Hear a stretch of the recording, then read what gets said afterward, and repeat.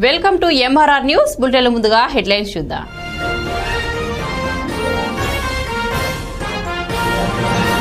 ఇద్దరు దళిత వ్యక్తుల మధ్య పిన్నెల్లిలో గొడవ జరిగితే దాన్ని పార్టీకి పులిమి నానా అంటే వీళ్ళకి ఏదో ఒక ఇష్యూ కావాలి.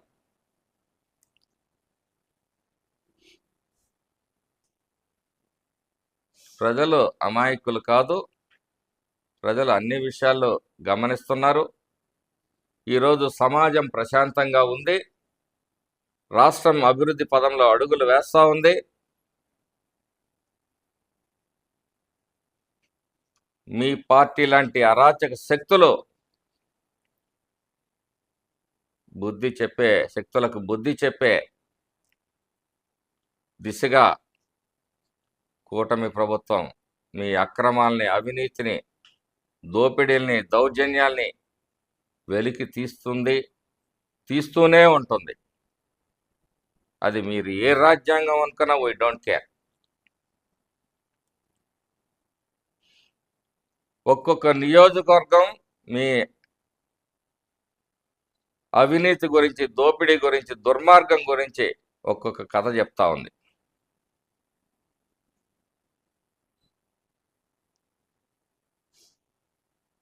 మీ పాలనలో ఏ ఒక్కరు కూడా సంతృప్తిగా లేరు. అన్ని వర్గాల్ని వంచావు కాబట్టే నిన్ను 151లో మధ్యలో 5 తీసేసి 11కి మిగిలిచ్చారు.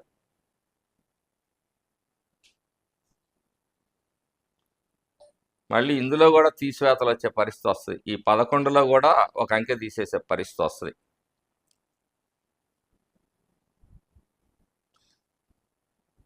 నీ చేతనైతే ఒక ప్రతిపక్ష పార్టీగా ప్రజాస్వామ్య సమస్యల్ని ప్రభుత్వం దృష్టికి తీసుకురావాలి. ప్రజా సమస్యల్ని నువ్వు అసెంబ్లీలో ప్రస్తావించాలి, సమాధానాలు రాబట్టాలి, ప్రజల తరఫున నువ్వు పోరాడాలి. తప్పితే రౌడీలు, గుండాలు, దౌర్జన్యకారులు, దోపిడీదారులను కాపాడుకోవడానికి రోడ్లెక్కుతున్న తీరు ఈరోజు రాష్ట్రం మొత్తం గ్రహిస్తూ ఉంది.